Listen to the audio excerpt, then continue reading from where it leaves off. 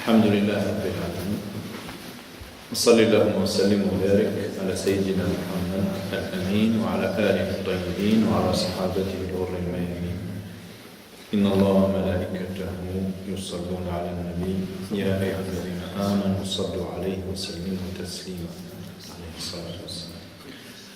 اللهم رحمتك نرجو فلا تكلنا إلى أنفسنا أو إلى أحد من خلقك طرفة عين أو أقل من ذلك، وأصلح لنا شؤوننا كلها لا إله إلا أنت. اللهم إنا نسألك من الخير كله عاجله وآجله ما علمنا منه وما لم نعلم، ونعوذ بك اللهم من الشر كله عاجله وآجله ما علمنا منه وما لم نعلم. اللهم آت نفوسنا تقواها وزكها أنت خير من زكاها أنت وليها ومولاها. رب اشرح لي صدري ويسر لي أمري واحلل عقدة من لساني يفقهوا قولي. أخواتي إخواني، السلام عليكم ورحمة الله وبركاته. نلتقي اليوم إن شاء الله حول هذا الموضوع، موضوع على أهمية الأهلة في القرآن الكريم وفي سنة النبي عليه الصلاة والسلام.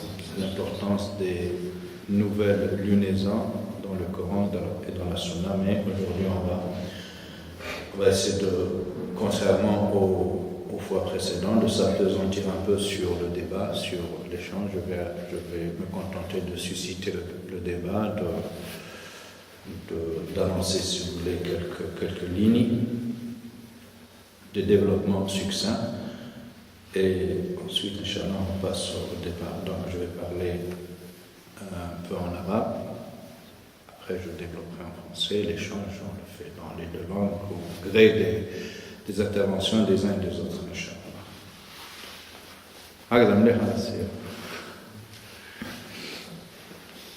الأهلة في القرآن الكريم الله تعالى في آيات كثيرات من كتاب الله يحدثنا عن الكون، عن دقته، عن سعته، عن إحكام القوانين التي تحكم هذا الكون. الله تعالى في أكثر من آية يقول لنا الشمس والقمر بحسبان، إن الله فالق الحب والنوى يخرج الحي من الميت ومخرج الميت من الحي ذلكم الله فأنى توفكون فالق الإصباح وجاعل الليل سكنا والشمس والقمر حسبانا ذلك تقدير العزيز العليم وهو الذي جعل لكم النجوم لتهتدوا بها في ظلمات البر والبحر قد فصلنا الآيات لقوم يعلمون. آيات كثيرة مولى سبحانه وتعالى. وجعلنا هذه في سورة الأنعام التي تلوتها، في سورة الإسراء وجعلنا الليل والنهار آيتين فمحونا آية الليل وجعلنا آية النهار مبصرة لتبتغوا فضلا من ربكم ولتعلموا عدد السنين والحساب وكل شيء فصلناه تفصيلا.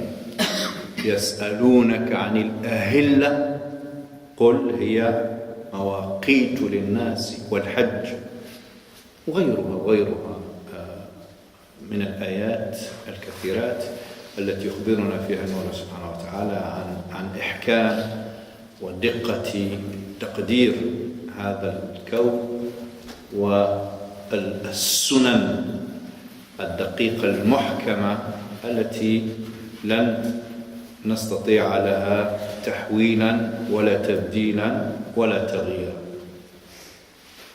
سبحانه وتعالى. وهذا القرآن أخذ أمية، هو الذي بعث في الأميين رسولا منهم يتلو عليهم آياته ويزكيهم ويعلمهم الكتاب والحكمة وإن كانوا من قبل لفي ضلال مبين. فالقرآن أخذ أمية لا تكتب ولا تحسب. قال النبي عليه الصلاة والسلام في الحديث الصحيح في مسلم وفي غيره: نحن أمة أمية لا نكتب ولا نحسب. الشهر هكذا وهكذا في المرة الأولى فعل 3 مرات يعني 30، والمرة الثانية هكذا وهكذا، ثم قبض السبابة الإبهام. عبد العزيز معايا ما نعرفوش، ما نعرفوه لا بالعربية ولا بالفرنسية. إذن وأمسك الإبهام باش يقولنا يعني إما 30 وإما 29. ما عندناش في الأشهر القمرية ما عندناش أقل من 29، ما عندناش أكثر من 30.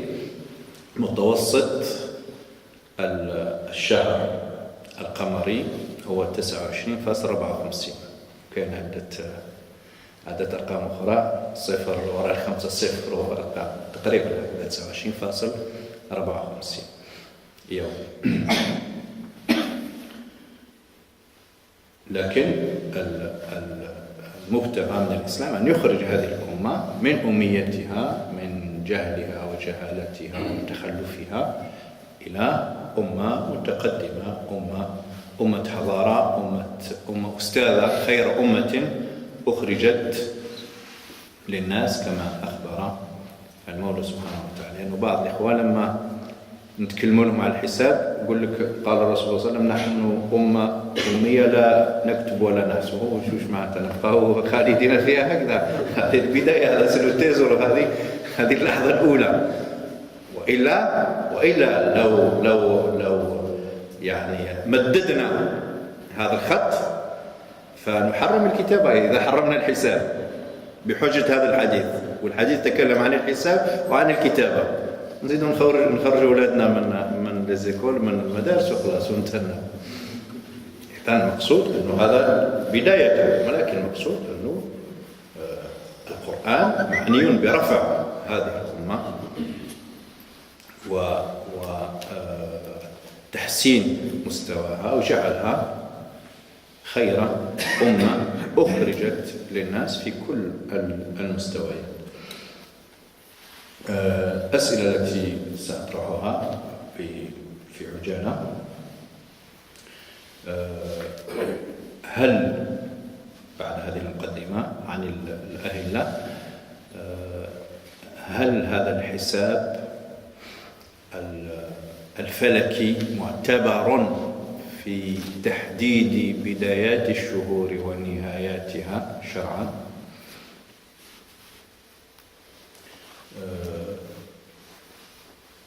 هل اختلاف المطالع معتبر شرعا أيضا؟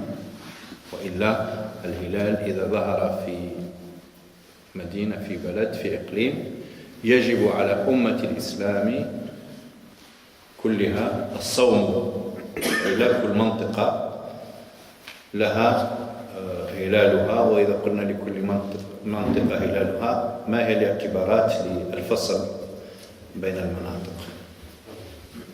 par compartiment, préfecture, région, nation, continent, les coordonnées de latitude et de longitude. هذا سؤال نطرحه ونجيب عليه، نحاول الإجابة عليه فقهيا كما أجيب عنه في الفقه عند الأئمة السابقين، ثم نحاول أن نجتهد سويا إذا كان هنالك مجال للاجتهاد وتقديم حلول إن شاء الله سبحانه وتعالى. ثم لما يقول النبي عليه الصلاة والسلام في أحاديث صحيحة كثيرة جدا: صوموا لرؤيته وأفطروا لرؤيته فإن غمي عليكم، في روايات مختلفة كثيرة أيضا. تارة يقول فأتموا العدة 30، وتارة يقول فاقدروا له. هل فاقدروا له تبين هل فأتموا العدة 30 هو شرح لمجمل فاقدروا له، أم لكل عبارة معناها والمعنيون وكل عبارة تصلح موجهة لمن يصلح له الخطاب؟ هذه نحاول نجاوب عليها تقريبا هذه هي. وربما يقينا نعرج الخلافات الموسمية السنوية التي يجد فيها المسلمون أنفسهم، وأصبح جزء من العبادة. الاختلاف والصراع والمشاكسة حول رمضان أصبحت جزء لا يتجزأ من صومنا وإفطارنا. هذه ثانية لازم نتكلم عليها وإلا ما تحلاش الحاجة.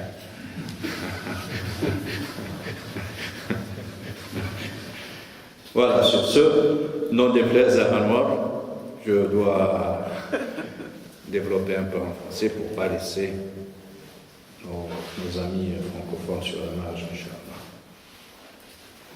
Donc, la thématique d'aujourd'hui consiste à vous entretenir sur l'importance des premières lunaisons.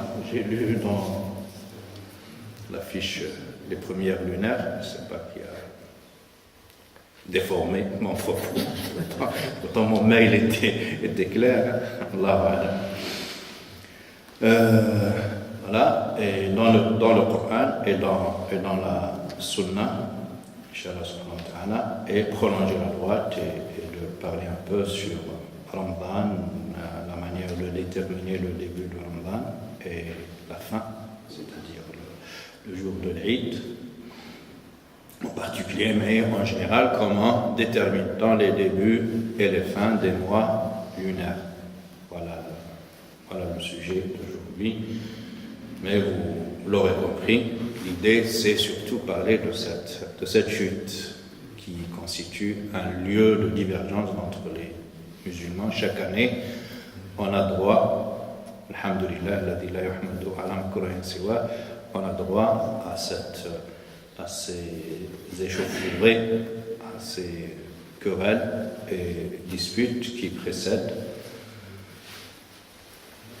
et qui culminent aussi avec la fin de Ramadan. Donc on le commence dans le conflit, on le termine dans le conflit. Alhamdulillah. Mais ne dit-on pas que les conflits sont porteurs de grands progrès? Inch'Allah. Peut-être ces conflits pourront nous servir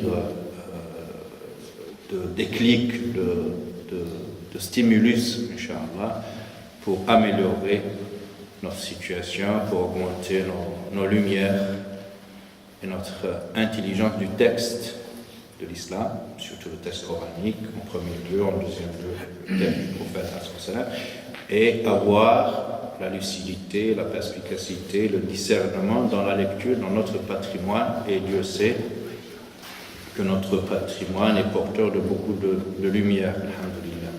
Voilà. Allah subhanahu wa ta'ala, dans beaucoup de versets, nous dit que c'est lui qui a fait en sorte que le soleil et la lune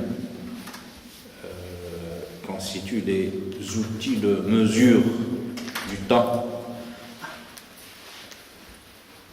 et des outils très perfectionnés, parce qu'Allah, lorsqu'il parle de calcul, il ne dit pas hisab, il dit husban. Donc c'est une forme dense, si vous voulez, de l'action du verbe calculer. C'est vraiment aller chercher la perfection, la précision, l'exactitude dans le calcul astronomique. Quand on lit le hisab, c'est le calcul astronomique, pas les 4 opérations. Mais le calcul astronomique aussi,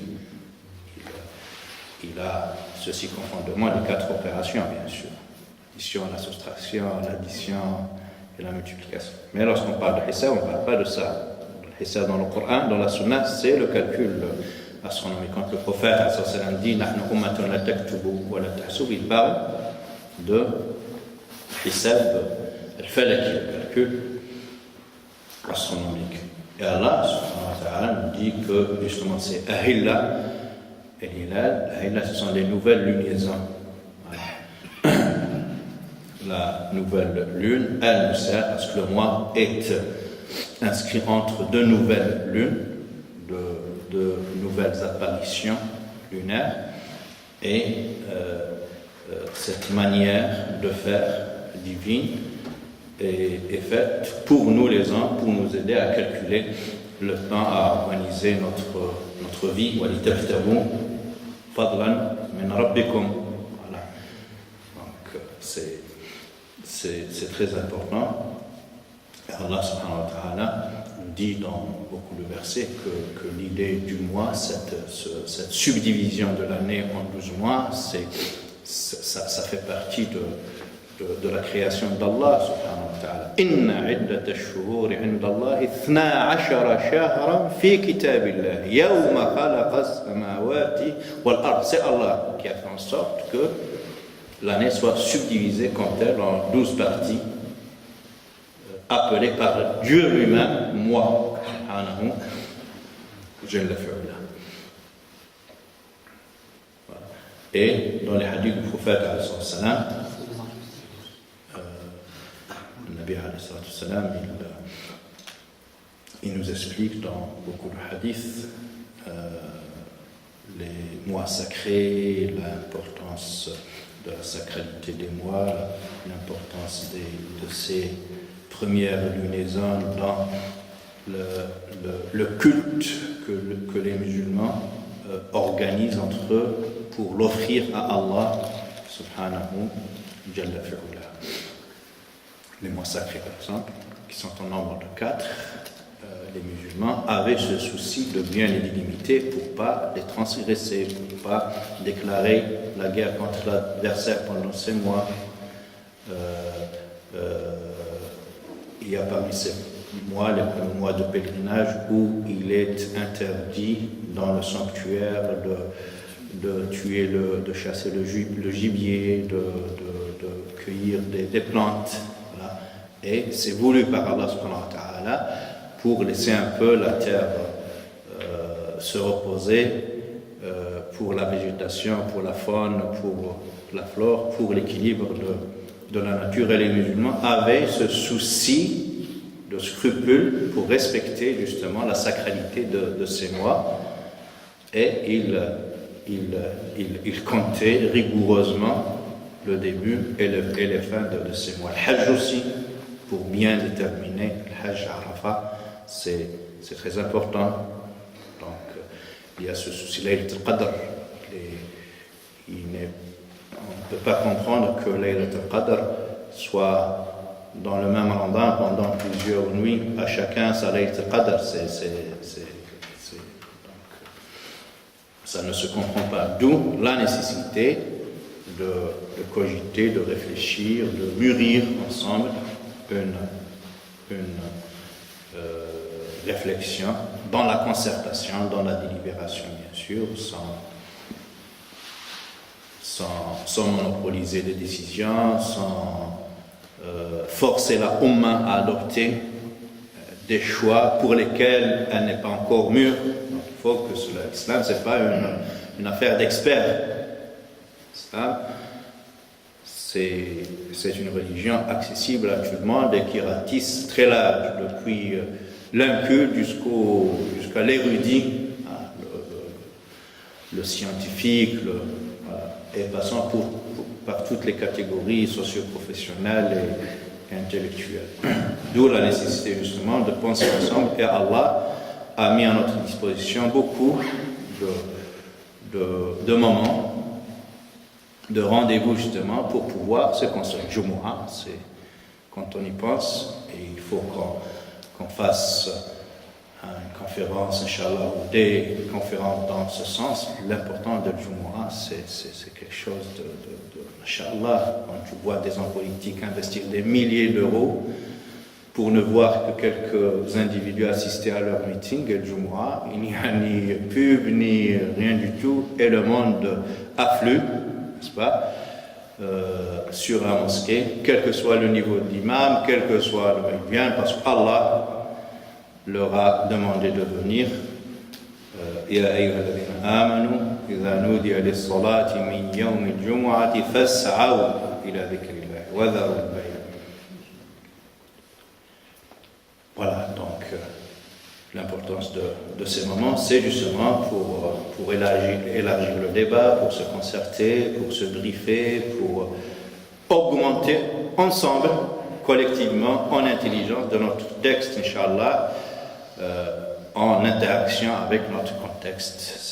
C'est très important. Le texte coranique ne peut pas se penser en dehors de l'ici et du maintenant. C'est très important. On est tous, quelle que soit la production juridique du fiqh, quel que soit l'apport interprétatif, quelle que soit la stratégie interprétative exégétique du mufassir ou du commentateur du hadith, il ne peut pas se mettre à l'abri des plafonds scientifiques, des paradigmes, des savoirs ambiants qui règnent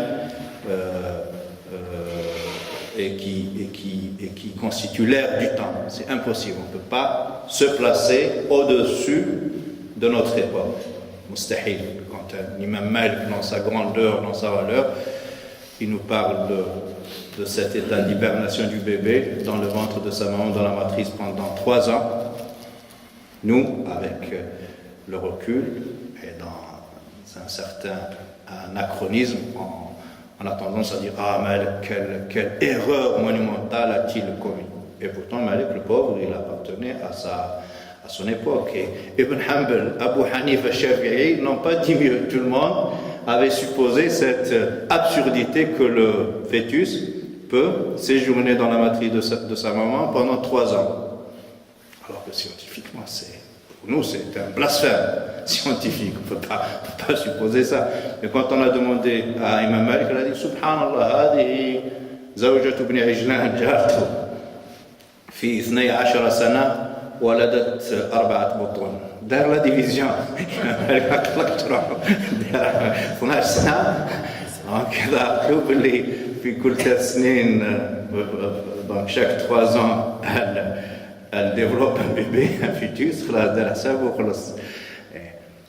Voilà, mais ça c'est un anachronisme, si vous voulez. Cette critique, elle n'a pas lieu d'être, elle est vide de sens, ma critique, parce que moi, je porte ce regard sur Imam Malik, cette sommité juridique, à travers une grille d'analyse de lecture qui appartient à mon temps, où cette science s'est développée, elle a développé des certitudes, n'est-ce pas,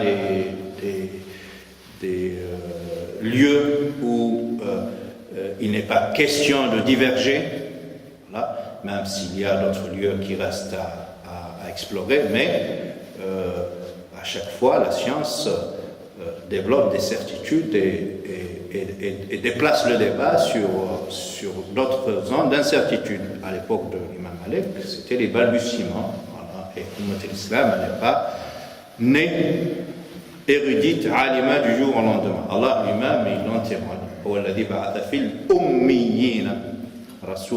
C'est lui qui a envoyé d'entre les incultes, l'un d'entre eux, bien sûr, min anfasihim. Moi je préfère, quoique je suis warsh, mais quand je dis laqad ja'akum rasulun min, normalement chez warsh hafs anfusikum, je préfère une autre variante, mais authentique aussi, min anfasikum. Pour ne pas dire que rasul ummi comme eux. Plutôt min anfasikum. Min anfasikum. من النفاسة من أنفسكم بارك الله فيكم من أغلاكم voilà. Inch'Allah, il y a des arabophones, donc il ne faut pas que je me trompe trop.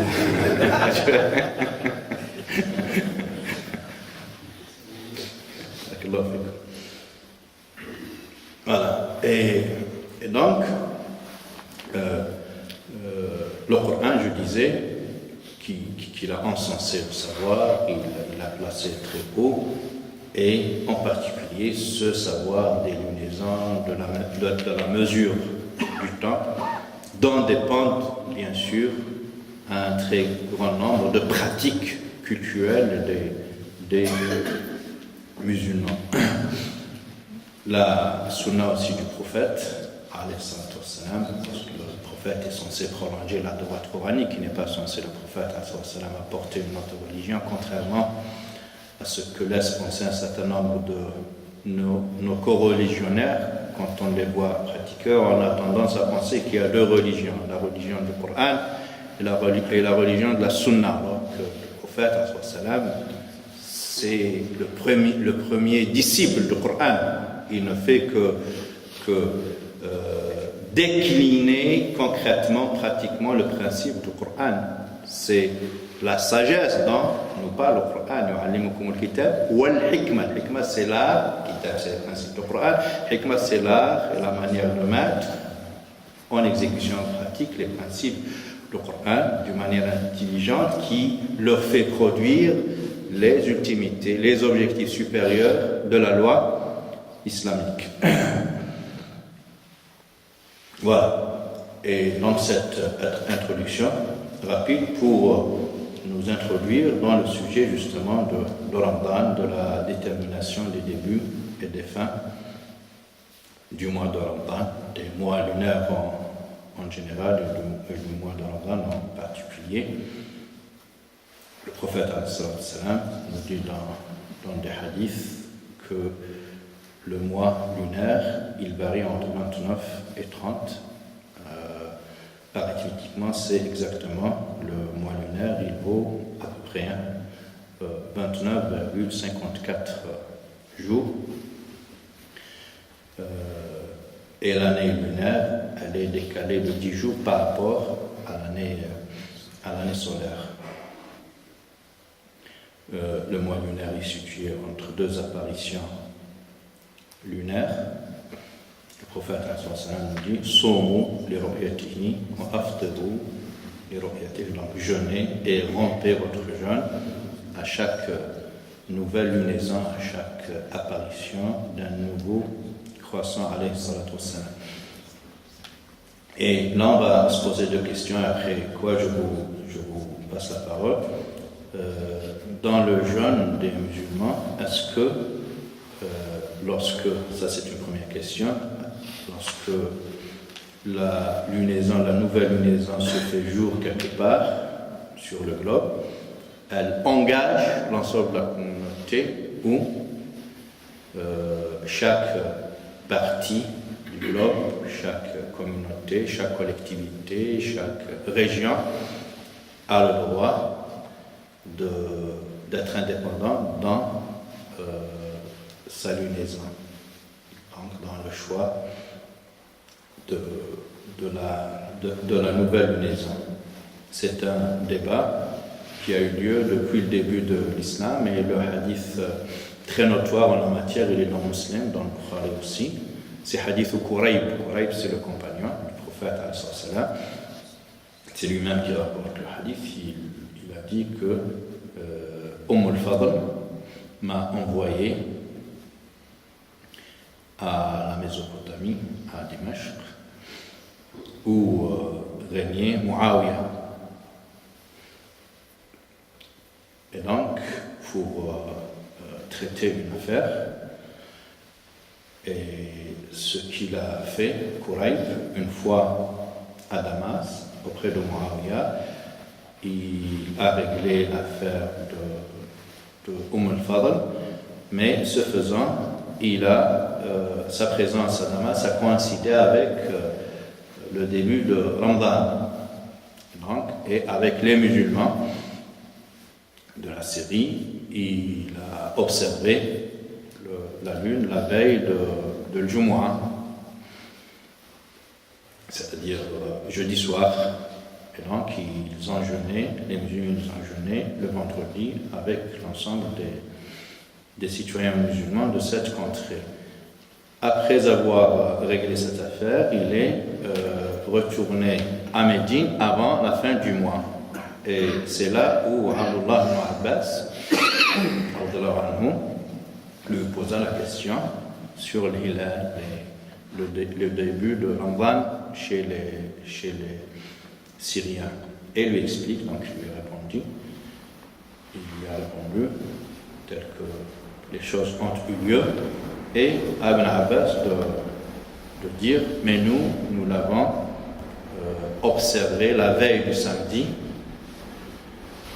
Donc il y a eu un décalage d'un jour entre les musulmans de la Syrie et ceux de Médine. Mais nous l'avons observé la veille du samedi, et nous avons commencé Ramadan le samedi. Et nous allons aller jusqu'au 30e jour, à moins de voir la lune avant le 30e jour. Et à Quraib de lui dire pourquoi ne te contentes-tu pas de la vision de Muawiyah, le préfet Muawiyah et la communauté musulmane. Et Ibn Abbas de dire Hakadha amarana Rasulullah alayhi salatu wassalam. C'est ainsi que le prophète alayhi salatu wassalam nous a enjoint, nous a ordonné de faire, de pratiquer. Voilà à peu près le hadith réputé, hadith de Quraib. Donc, quand vous lisez dans les discussions entre les musulmans, hadith de Quraib, il renvoie à ce hadith en fait. Et donc à travers ce hadith, beaucoup de musulmans ont penché vers l'idée que chaque région est indépendante, est autonome dans la vision de la nouvelle lunaison. Et aucune région n'engage une autre région. Voilà. Donc une sorte de variété, de richesse et de cohabitation entre les différentes pratiques. D'autres, en disant, ils ont essayé de réorienter le hadith et de dire c'était une dérogation, mais pas la norme islamique, parce que les musulmans n'avaient pas une autre possibilité que de s'incliner devant la réalité. Parce que le monde était ainsi fait, il n'y avait pas des moyens de locomotion, l'information n'étant pas fluide à l'époque, elle ne circulait pas à temps réel comme aujourd'hui, donc les gens étaient obligés d'observer cette pratique différentielle dans la détermination des débuts et des fins des mois lunaires. Et donc ils ont dit normalement, aujourd'hui, on se doit tous de pencher vers la deuxième école. Parce que dès le début, il y a eu deux écoles. Une, sur la base de ce hadith. Donc elle a toléré la diversité des débuts et des fins des mois. Mais l'autre, depuis le début, notre école, la majoritaire en fait, le Jumhur al-Ulama, ont fait le deuxième choix de dire que si la nouvelle lunaison se déclare dans un pays, l'ensemble de la Ummah est engagé par cette nouvelle lunaison. Subhanallah, quand on lit cet avis juridique, on reste émerveillé, étonné, mais agréablement étonné par la perspicacité des anciens. Pourtant, ils n'avaient pas de... C'est un avis qui n'était pas praticable. Quand tu dis, lorsque l'un le voit quelque part, tout le monde est censé suivre ce. Mais les moyens de l'époque ne permettaient pas cette circulation de l'information. Et pourtant, un faqih n'est pas censé rentrer dans ces détails. Moi, j'établis la norme, disait le faqih de l'époque. Je ne suis pas là pour faire des concessions, des compromis avec les contraintes de la réalité. Le fatalisme, c'est pas mon truc. Moi, j'établis la norme. Après, c'est à la Ummah, avec le temps, de se hisser, de grimper pour atteindre cette norme. C'est pas parce qu'aujourd'hui, ce n'est pas possible que moi, je dois baisser les bras et abdiquer, capituler devant la fatalité. Mais, encore une fois, il y avait ces deux avis. Ra'i, ikhtilaf al-matali', donc la variété des lunaisons, n'est-ce pas, et l'autre avis qui, dans un souci d'unir la Ummah, n'est-ce pas, de faire en sorte qu'elle rende ce culte de Ramadan, de l'Eid, ensemble à Allah subhanahu wa ta'ala.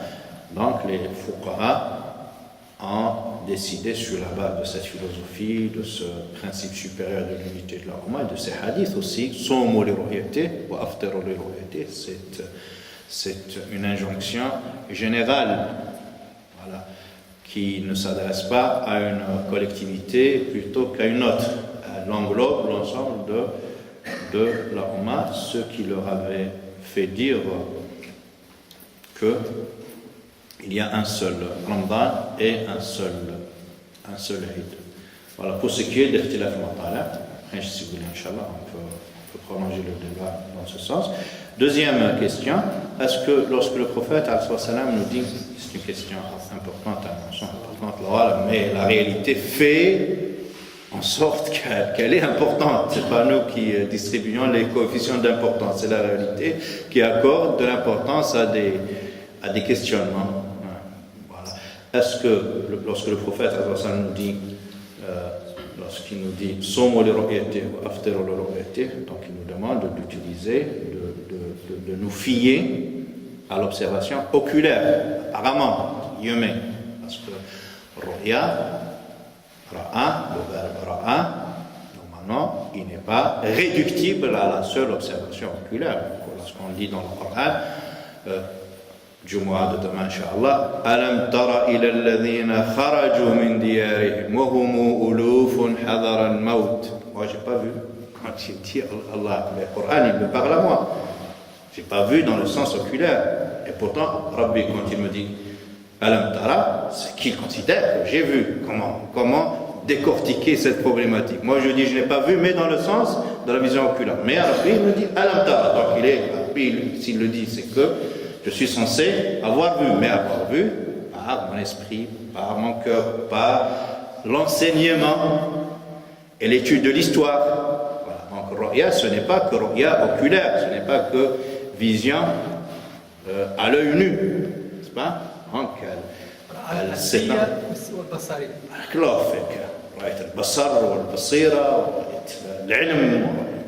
et ça, on le retrouve très fréquent dans le Coran.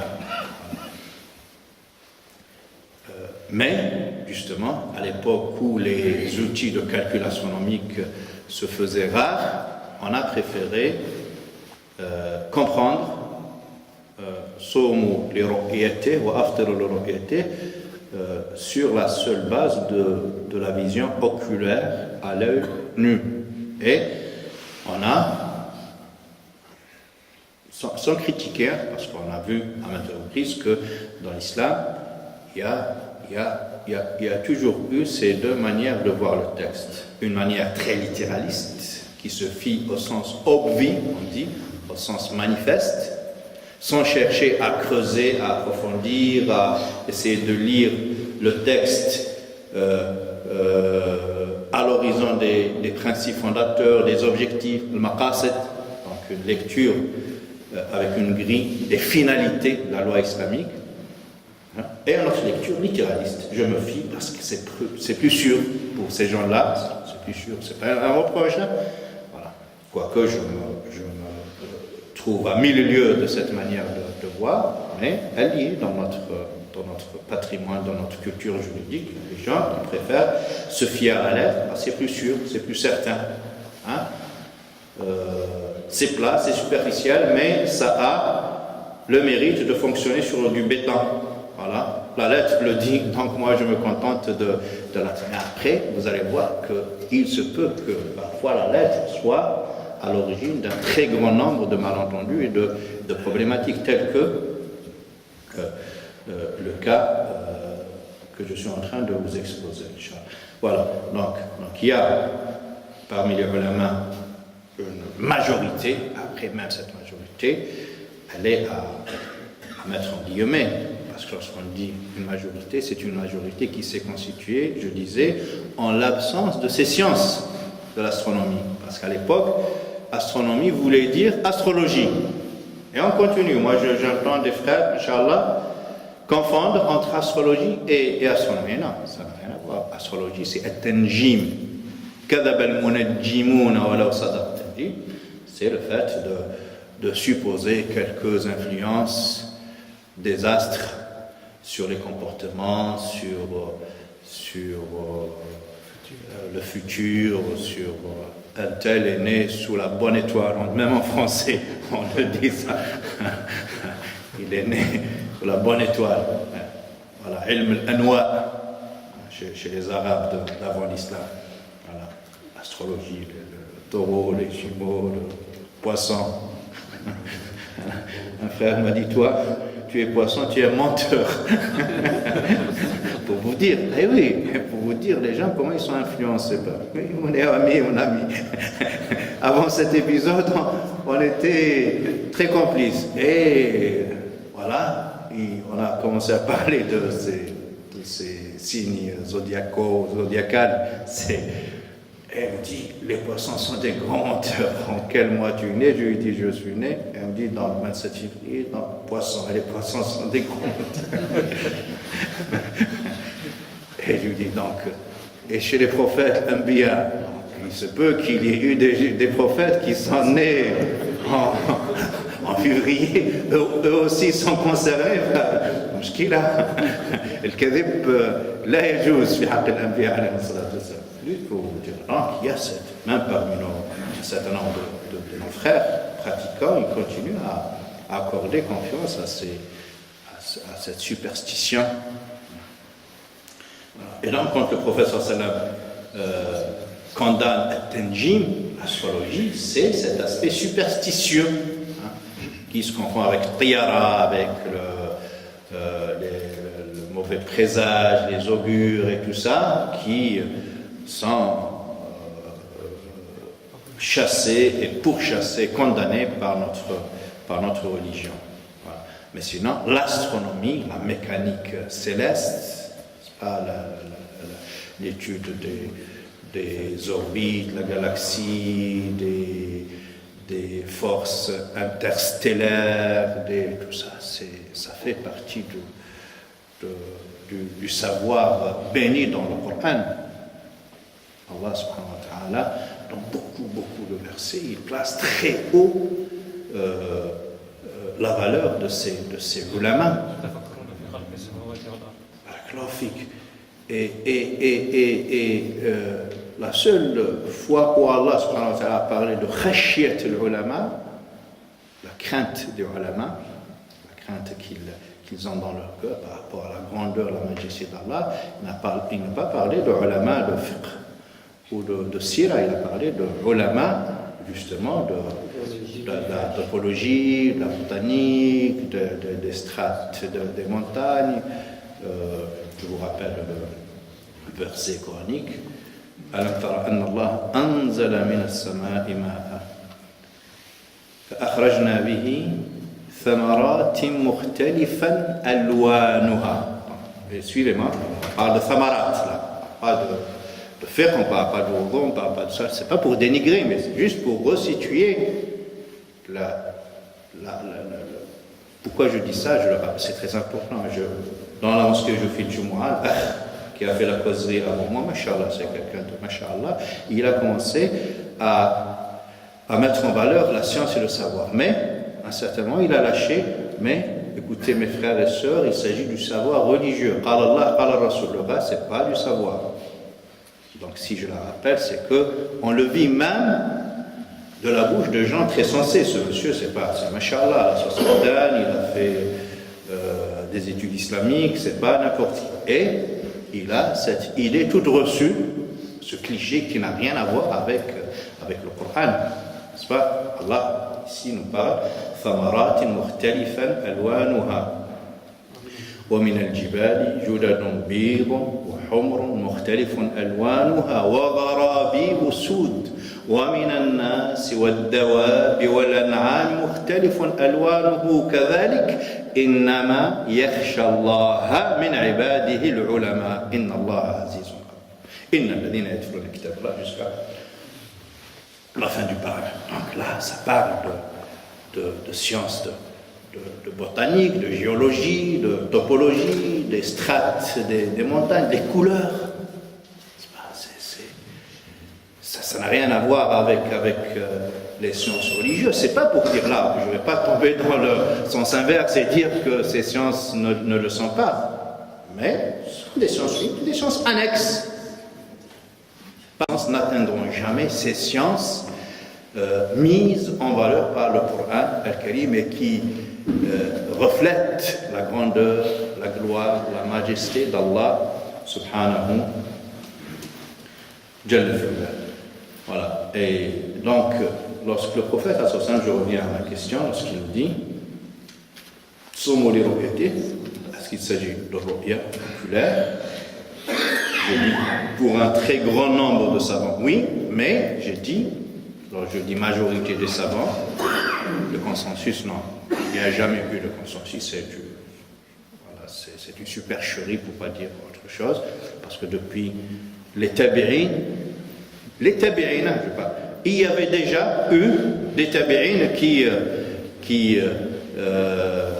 accordaient une confiance au calcul astronomique et qui l'acceptaient comme moyen de déterminer les débuts et les fins des mois lunaires. Après chaque siècle, on a eu des ulama, n'est-ce pas, qui ont adopté le calcul astronomique. Combien même à leur époque, cette science était vraiment balbutiante.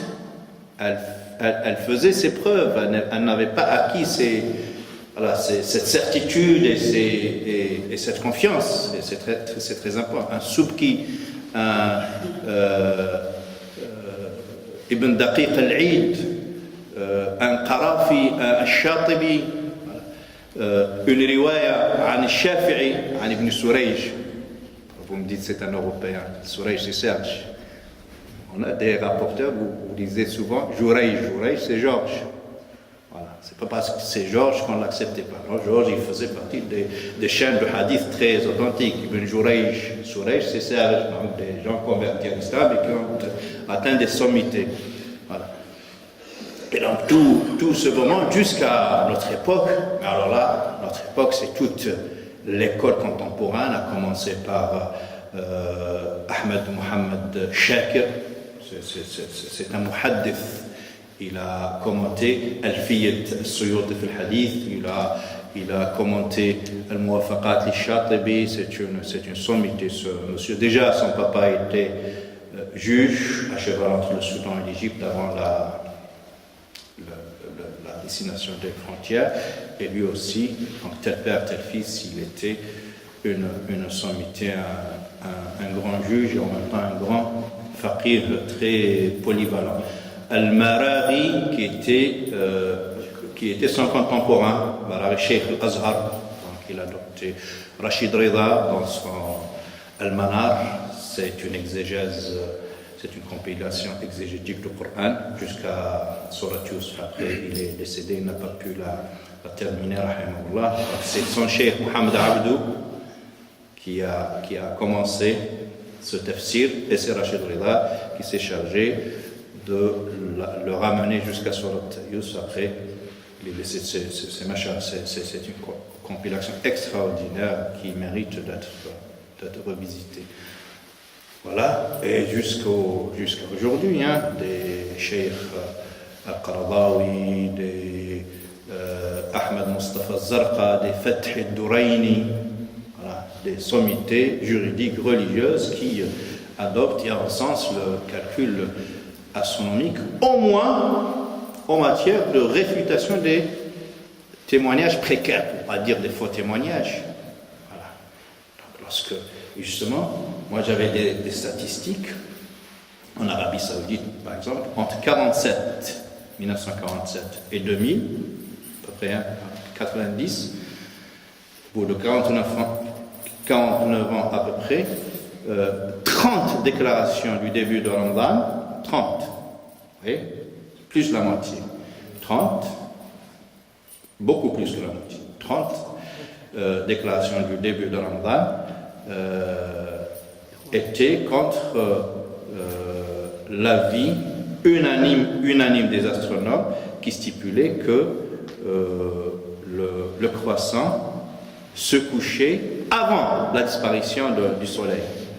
Donc, parmi les fondamentaux, si vous voulez, les prérequis, les conditions sine qua non chez les fuqaha, pour pouvoir regarder un hilal, il faut qu'il se détache du soleil après la disparition du soleil et qu'on puisse le voir pour les gens qui prennent la vision oculaire après la disparition du soleil, pas avant, n'est-ce pas? On peut le voir avant, mais s'il disparaît avant le soleil, ce n'est pas le début du mois, n'est-ce pas?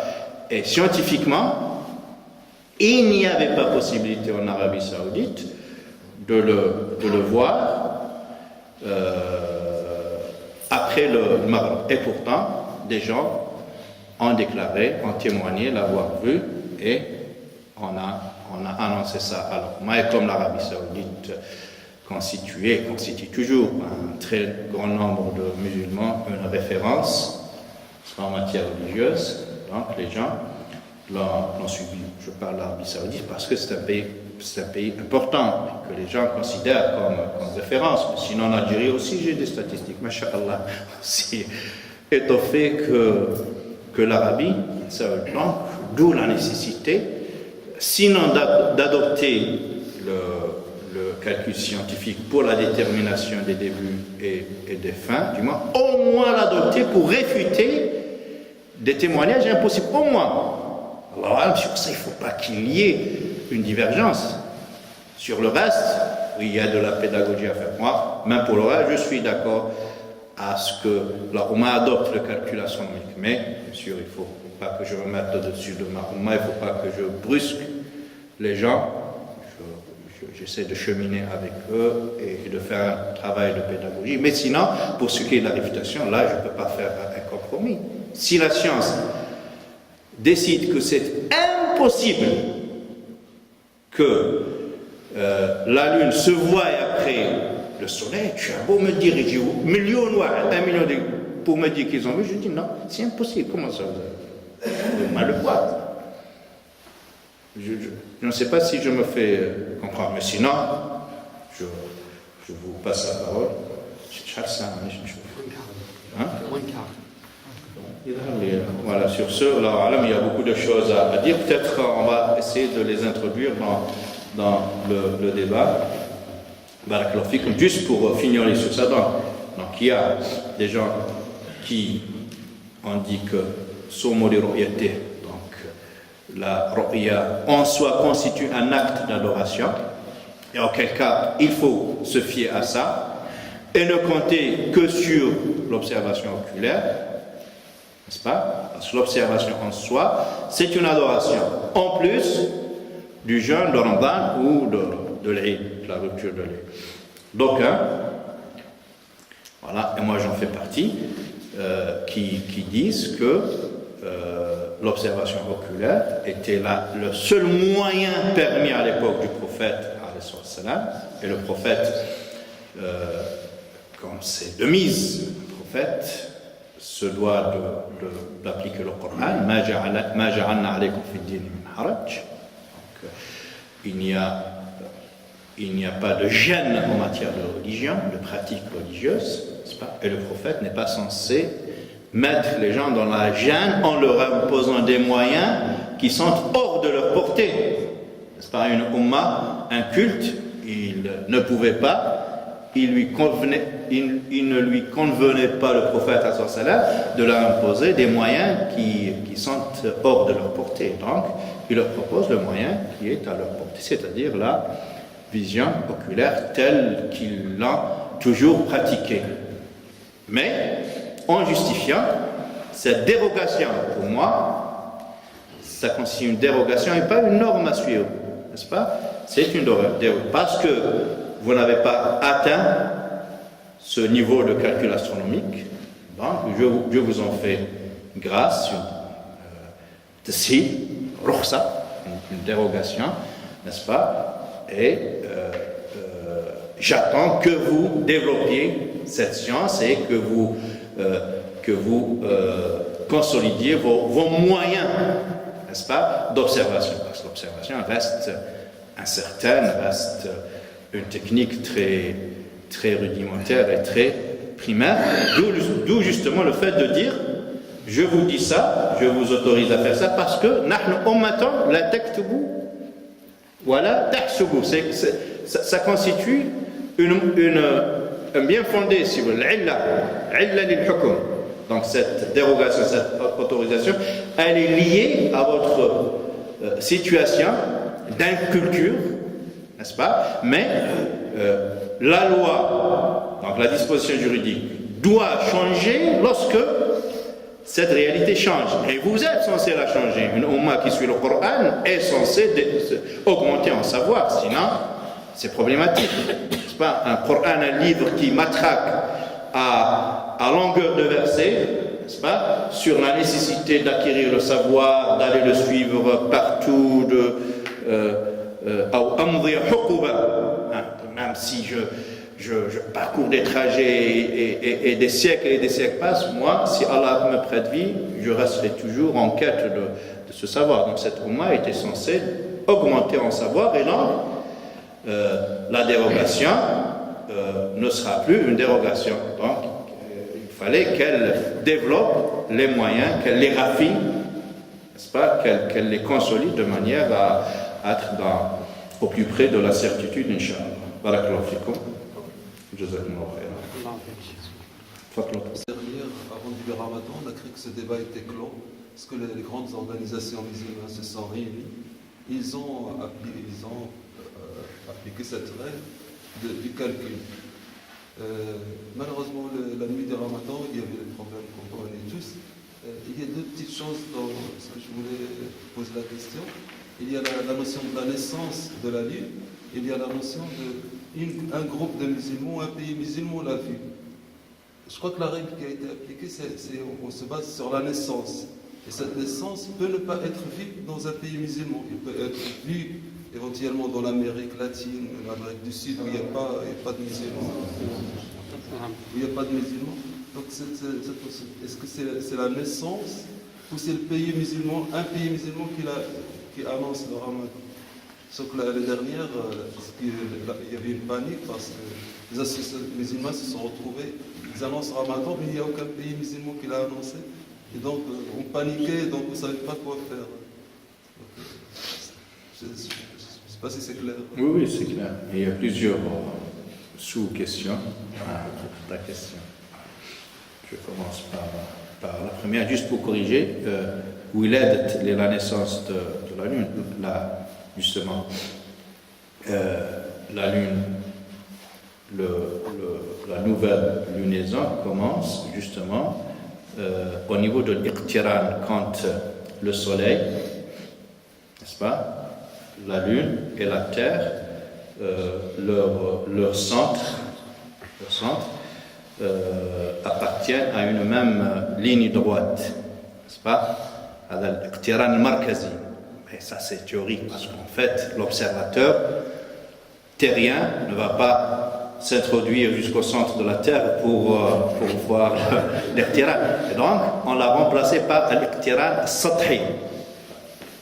Donc entre la Lune et le Soleil, oui, on tient en compte leur centre, n'est-ce pas?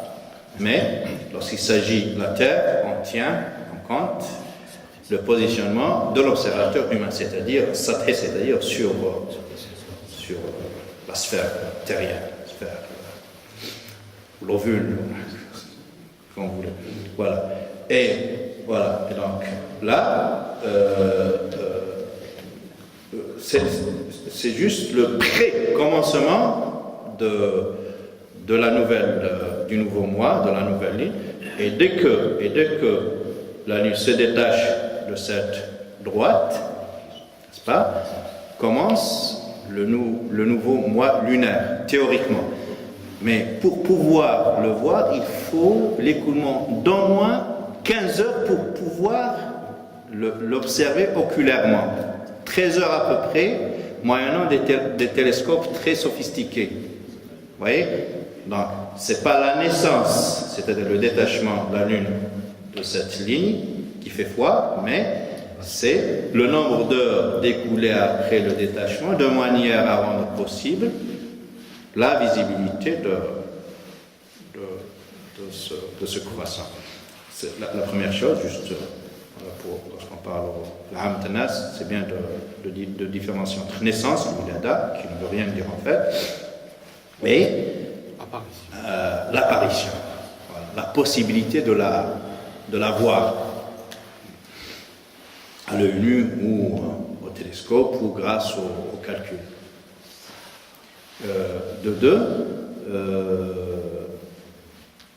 Bien sûr, moi tout à l'heure j'ai penché vers l'unité de l'apparition et sans clore le débat, parce que dans le fait qu'on n'a pas le droit de gommer les richesses de notre fiqh, même si on opte pour un avis, on n'a pas le droit de gommer le reste. Si un autre te dit non, moi je reste convaincu à la localité de l'apparition, ben, on ne peut rien lui dire. On peut lui poser des questions, par exemple, et auxquelles je ne pense pas qu'il puisse répondre, parce que sur quelle base tu vas cerner ta localité?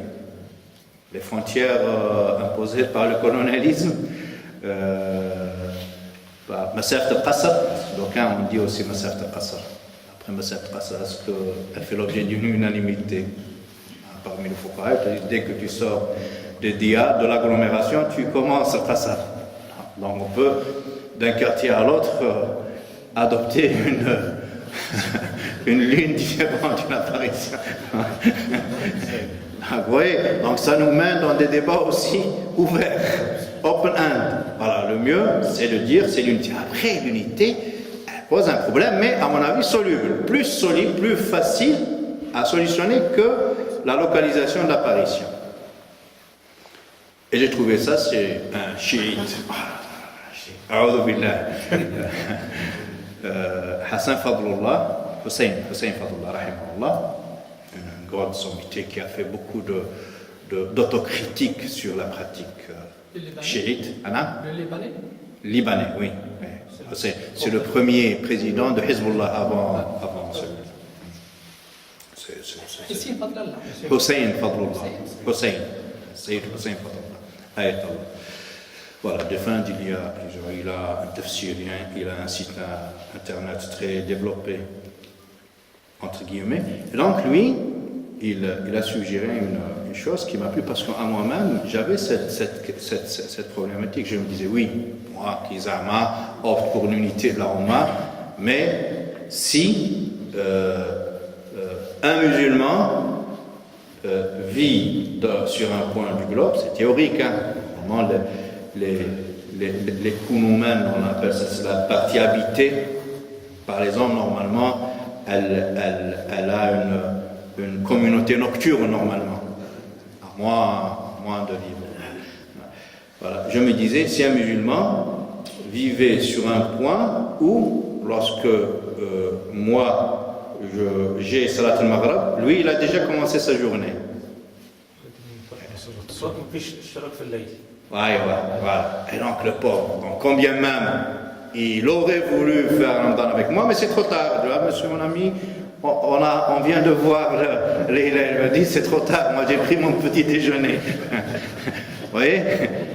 Voilà. Donc, mais c'est vraiment très théorique, parce que les musulmans qui vivent à 180 degrés dans l'autre moitié, c'est très rare, à moins qu'ils soient qui pratiquent l'activité nautique et qu'ils soient des marins. Sinon, l'ensemble des musulmans vivent dans des lieux où il y a une communauté nocturne, c'est-à-dire une partie de la nuit commune, Ishtirak Layli. Voilà. Et donc, auquel cas, moi je dis, avec Fadlullah, quand il y a un Ishtirak, une communauté nocturne, et donc je reste fidèle à l'unité du jeûne et de l'Eid d'entre les musulmans. Voilà. Et les autres, Inch'Allah, que l'islam, yablughu ma tala alayhi al-layl wa an-nahar, même dans l'autre moitié de l'hémisphère, voilà, qu'il y ait un décalage entre deux grandes collectivités musulmanes, c'est pas grave, n'est-ce pas? Mais là, on n'en est pas encore là. Donc les musulmans qui habitent la terre, pratiquement tous ont cette communauté nocturne. Et dès lors qu'il y a communauté nocturne, donc on est censé, pour revenir à ta question là, on est censé suivre, pas forcément, je disais, l'observation oculaire, mais si la science déclare que la Lune, elle disparaît après la disparition du Soleil, d'une demi-heure à peu près, n'est-ce pas, que l'amplitude angulaire entre le Soleil et la Lune est suffisamment grande pour pouvoir la voir, même si on ne la voit pas avec toutes ces conditions, je dis oui, cette localité engage l'ensemble de la Oumma, aussi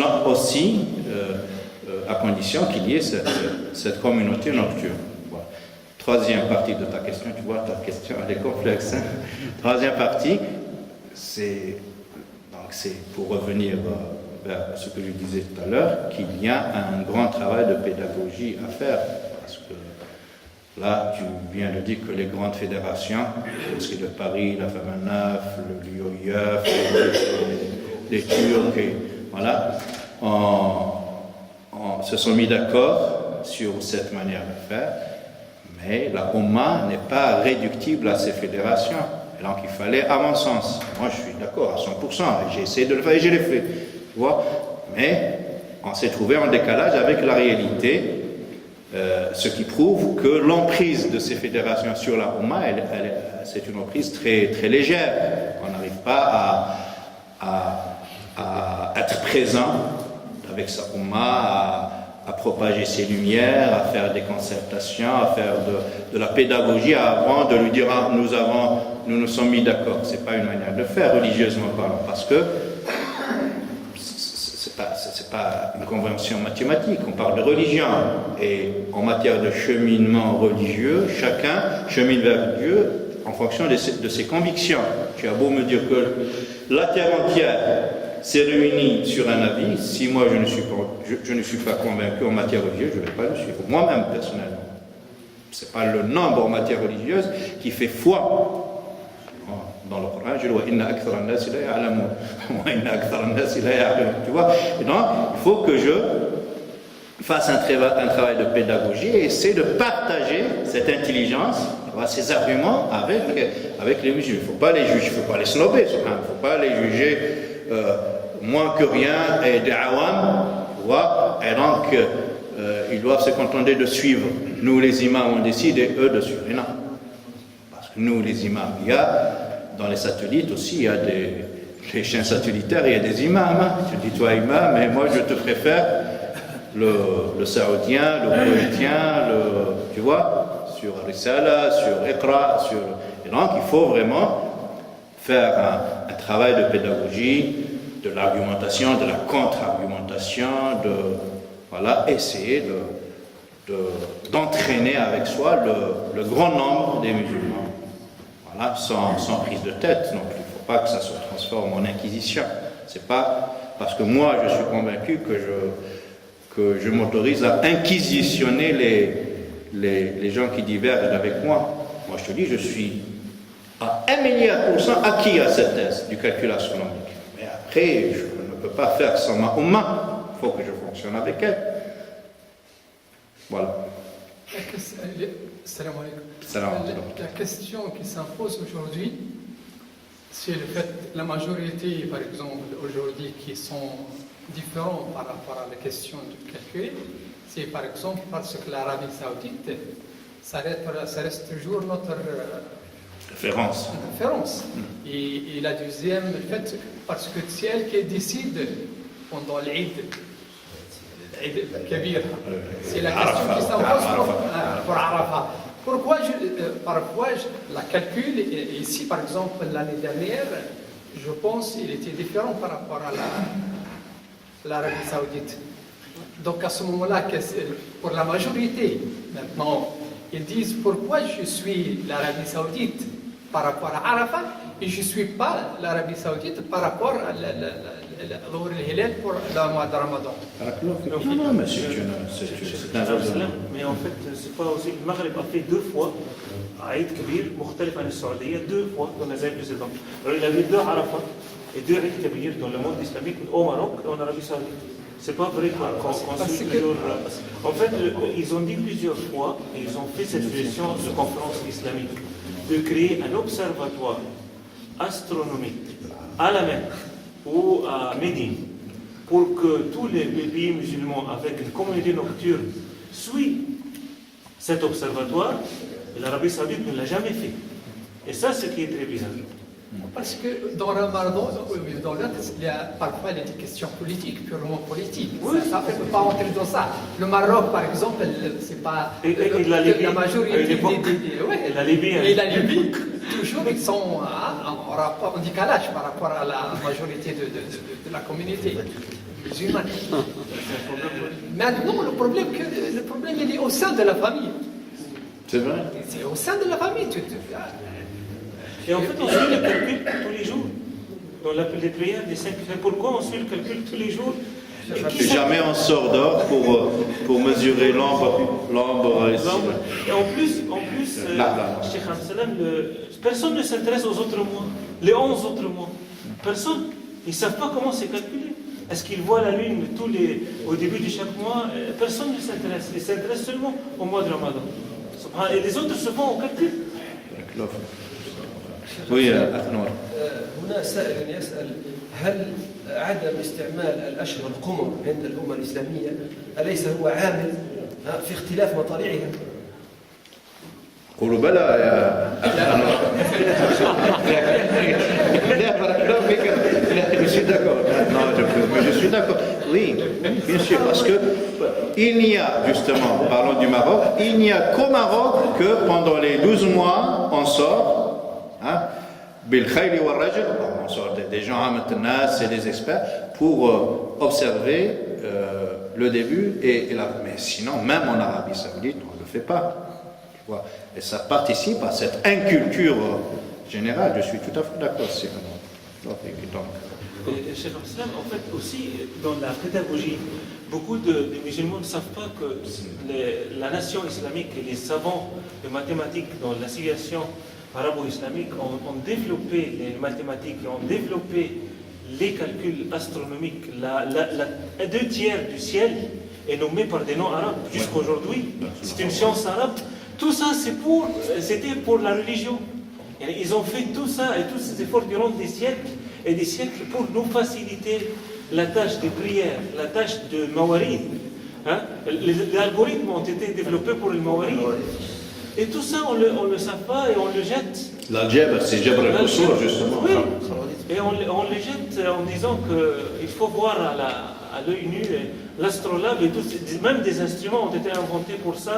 Et on reste, c'est parmi les pédagogies. Et personne ne parle de ça en fait. Et le Hajj lui-même, c'est la conférence, c'est le sommet de toutes je veux dire, la réunion des musulmans. Et ça donne l'aspect de l'unité. Pourquoi tout le monde se vient à ce jour, tel jour et telle date pour se réunir dans cette terre? Ça veut dire qu'on aspire tous vers cette unité.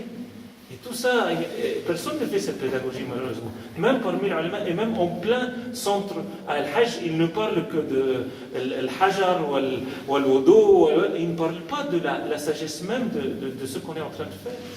Subhanallah.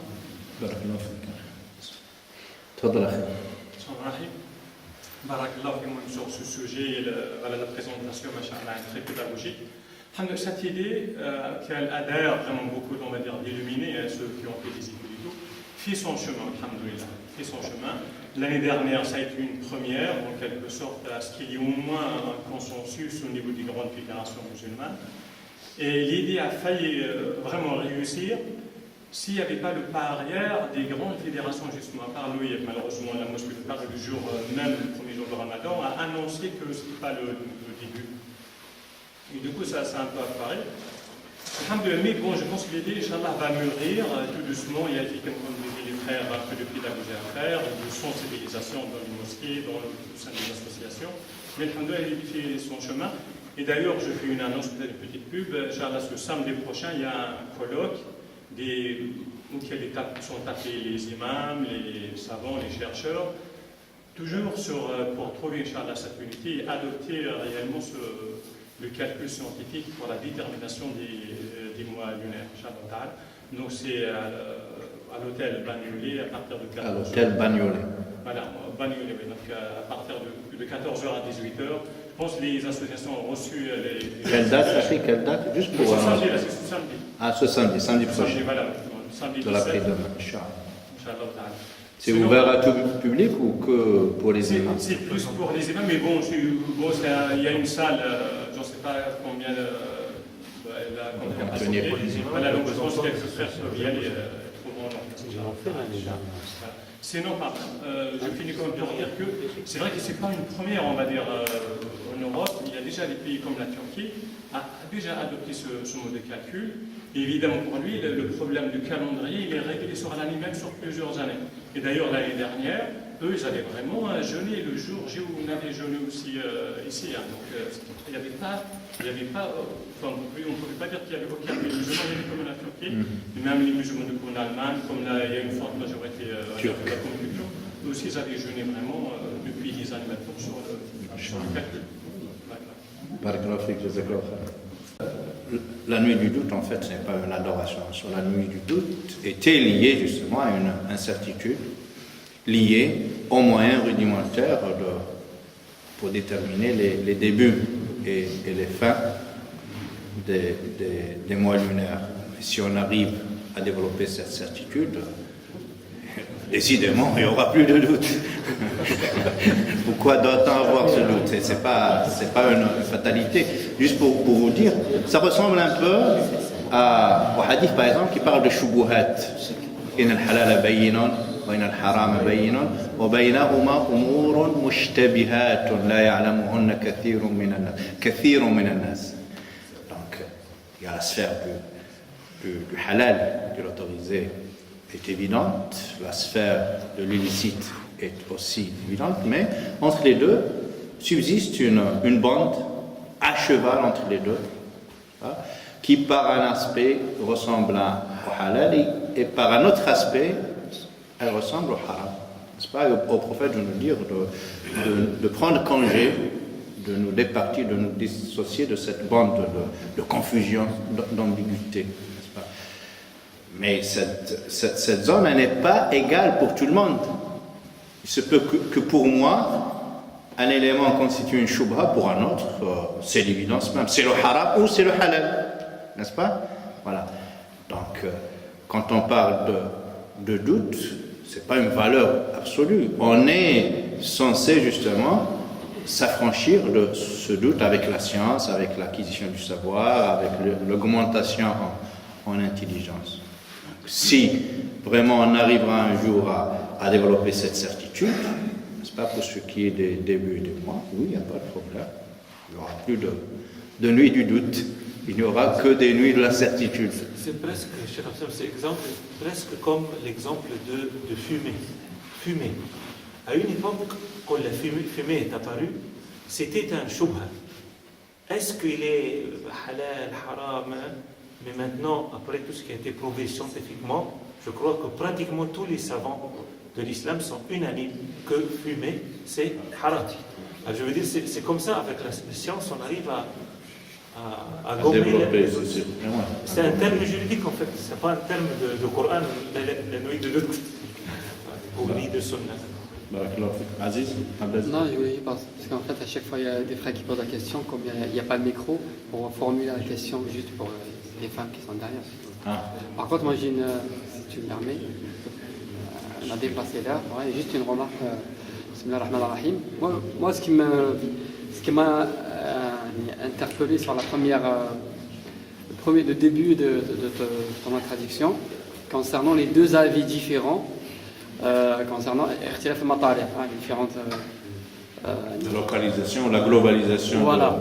Ce qui m'impressionne, c'est que sans parler de calcul, la division elle existe toujours, malgré que l'avis le plus important qui dit si un pays le voit que tout le monde jeûne, parce que à mon sens il y a une seule lune, qamar wahid, donc si quelqu'un le voit, donc ce croissance, cette lune là, donc elle est unique, à moins, je pense qu'elle n'est pas multiple d'après la science, donc elle est unique, donc si elle existe quelque part, on doit suivre, sans parler de calcul, mais la division elle existe toujours.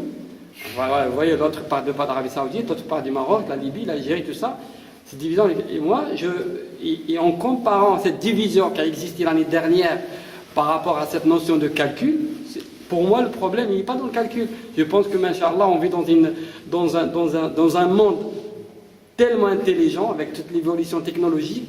Là, ils font les tablettes, les machins. Je pense que personne n'est bête dans cette société et dans ce monde. Le problème, tu l'as signalé tout d'abord au début, c'est que les responsables religieux et les associations culturelles, si vous voulez, je pense, ils manquent de confiance. Il y a une espèce de déchirure entre la Ummah et leurs représentants, que ce soit même des ulama, subhanallah. On ne sait pas qui suivre. Tout savant, tout imam est critiquable. Et critiqué, je ne sais pas, on n'a pas un leadership comme ils disent. Je pense que c'est un problème de confiance et de crédibilité. Et ça, il faut savoir comment le résoudre, subhanallah. Normalement, un imam, il est fait pour, il a dit l'autre jour, le frère qui l'ont invité, soumis l'imam ou imam, l'imam, là, on nomme l'imam parce qu'il devance les... Barakallahu fik. Et non seulement dans la prière, maintenant nous, l'imam, on veut le guider, on veut le diriger. C'est nous qui dirigeons l'imam. C'est ça le problème maintenant. Je pense non mais c'est vrai. Et quand je dis imam, c'est vrai, subhanallah. Et quand on dit imam dans la religion, les gens pensent à uniquement l'imam qui dit Allahu Akbar. Maintenant aujourd'hui, la Ummah ne respecte ni celui qui dit Allahu Akbar, tout le monde des savants, ni celui qui réfléchit, des savants, des têtes pensantes comme Chouyour sans cet élément. Et c'est ça la problématique. Parce que le frère, il pense que le problème c'est le calcul comme la cigarette. Non, c'est pas du tout ça. C'est manque de confiance. Il n'y a pas. Pourquoi on se confie à l'Arabie Saoudite? C'est de l'affection, c'est de. Voilà, c'est la Mecque. Mais le problème, je pense, il est plus vaste. Le problème est en nous. نحن ربي يقول وأن هذه أمتكم أمة واحدة وأنا ربكم فاعبدون رب واحد وأمة واحدة ولكن رب واحد والأمة متفرقة ومتشابهة. الله أعلم, ça c'est ma vision. Comment gérer la problématique. والله أعلم الشيخ. On va juste confier la mission de diriger la prière et on va la faire derrière toi, on te fait confiance. أنا ربك رب العزة عما يصفون وسلام على المرسلين والحمد لله.